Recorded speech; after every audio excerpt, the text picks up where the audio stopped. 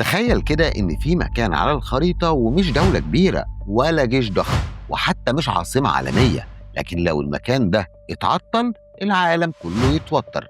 أسعار الطاقة هتنط والسفن هتتكدس والأسواق هترتبك والدول هتبدأ تسأل السؤال المرعب: إحنا هنجيب النفط والغاز منين؟ مضيق هرمز ممر مائي ضيق نسبياً وبيفصل ما بين إيران في الشمال وسلطنة عمان في الجنوب، وده عبر شبه جزيرة مسندم، وبيربط بقى الخليج العربي بخليج عمان ثم بحر العرب. بريتانيكا بتذكر إن عرضه بيتراوح تقريبا من 55 ل 95 كيلو متر، بينما صورة ناسا بتصفه عند أضيق نقطة بنحو حوالي 21 ميل تقريبا. ولكن الحكاية النهاردة مش جغرافيا وبس، لا، لأن مع حرب إيران الحالية مضيق هرمز رجع وبقوة إلى مركز المشهد، ورويتر نقلت لنا إن طهران أعادت فتح المضيق مؤقتا خلال وقف إطلاق النار، ثم اليوم عادت الحركة لتصبح شبه متوقفة مع قلق أممي ودولي كبير على الشحنات والطواقم. يعني ببساطة الحلقة دي مش عن مكان صغير ولكن عن تأثيره واللي أكبر من دول كاملة. أهلا بكم في حكاوي الرغايين. ونبدأ بالسؤال: هو مضيق هرمز ده مهم ليه أصلاً؟ لأن مضيق هرمز هو أهم عنق زجاجة طاقة في العالم. إدارة معلومات الطاقة الأمريكية بتقول إن تدفقات النفط عبره في خلال سنة 2024 بلغت في المتوسط 20 مليون برميل يومياً، وده بما يعادل قرابة 20% من الاستهلاك العالمي للسوائل البترولية. جزء مهم جداً من تجارة الغاز المسال بيمر من نفس الطريق، ولهذا تصف الإدارة الأمريكية بأنه واحد من أخطر وأهم ممرات عبور النفط في العالم. يعني بالبلدي كده مش كل النفط في العالم بيطلع من الخليج، ولكن كمية ضخمة جدا من نفط وغاز الخليج لازم يعدي من الحتة دي، وده يفسر ليه أي توتر هناك ما بيبقاش خبر إقليمي وبس، ولكنه بيتحول فوراً إلى خبر اقتصادي عالمي. طب وليه إيران بالذات هي المؤثرة في المضيق؟ لأن إيران قاعدة على الضفة الشمالية للمضيق وبالقرب من ميناء بندر عباس الإيراني، وده ميناء مهم جدا اقتصاديا وعسكريا، ومعاه كمان جزر ومواقع بحرية بتجعل حضورها في المنطقة مباشر جدا. بريتانيكا بتشير تحديدا إلى بندر عباس وإلى الجزر الإيرانية القريبة مثل قشم وهرمز والارك، وده بيوضح إن إيران مش مجرد دولة قريبة من المضيق، لا، إيران حرفيا قاعدة فوق المضيق، وده من الناحية الجغرافية والعسكرية كمان. وده هو سر الجملة اللي بنسمعها كل شوية: إيران تلوح بإغلاق مضيق هرمز، لأن التهديد هنا مش نظري بالكامل.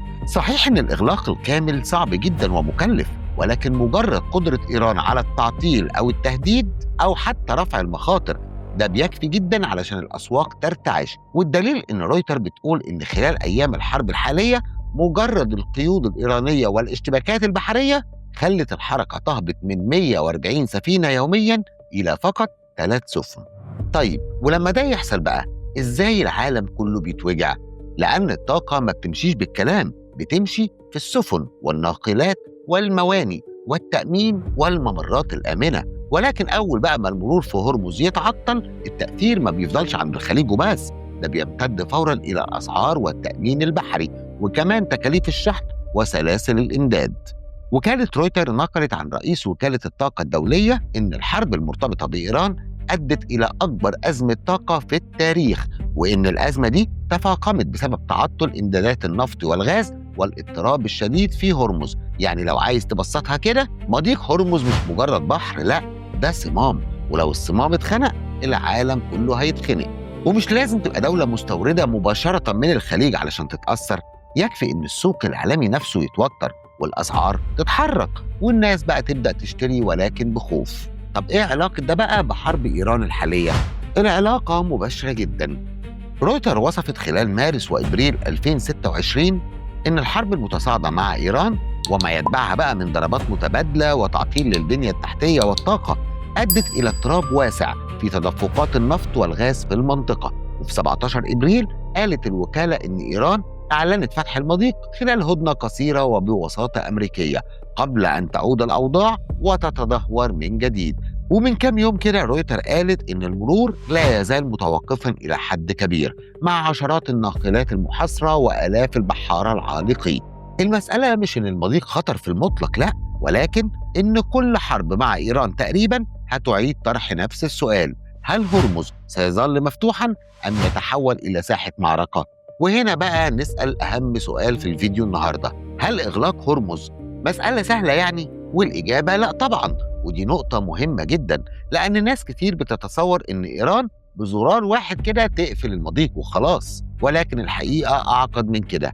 المضيق طريق حيوي للعالم كله، وإغلاقه الكامل لفترة طويلة يعني مواجهة ضخمة وتكلفة هائلة على الجميع بما فيهم إيران نفسها. ولكن بقى اللي بيحصل غالبا هو إن التهديد والاشتباك أو المخاطر الأمنية بترفع من ثمن المرور أو توقفه جزئيا أو تخلق حالة شلل مؤقت، وده بالظبط اللي بنشوفه اليومين دول. ليس إغلاقا قانونيا بسيطا ولكن شللا بحريا ناتجا عن الحرب والقيود والاشتباكات والمخاطر. القفل الكامل، يعني القوة هنا مش دايما في القفل الكامل، القوة أحيانا في تعطيل يكفي لإخافة العالم، وده أخطر أحيانا من الإغلاق الرسمي، لأن رأس المال يكره الضبابية أكثر مما يكره الحقيقة الواضحة. وهل مضيق هرمز ده يعني ملوش بديل؟ البدائل موجودة جزئيا، ولكنها لا تكفي لتعويض كل الكميات. إدارة معلومات الطاقة الأمريكية بتذكر وجود خطوط أنابيب بديلة في المنطقة، ولكنها لا تملك سعة كافية لتحل محل كل ما يمر عبر هرمز.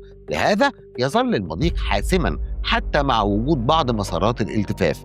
يعني باختصار، لو هرمز اتعطل العالم ما يقدرش يقول ولا يهمك هنعدي من حتة تانية. في حتة تانية ولكن مش بالكمية الكافية ومش بالسرعة المطلوبة، وبرضه مش من غير تكلفة إضافية.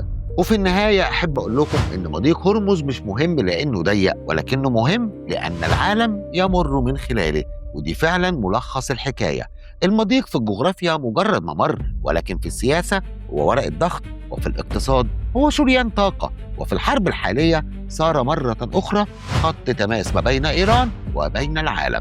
مضيق هرمز بيعلمنا درس قاسي جدا: إن العالم الحديث بكل التكنولوجيا والأسواق والبورصات ممكن يتوتر بسبب فتحة بحرية ضيقة جدا.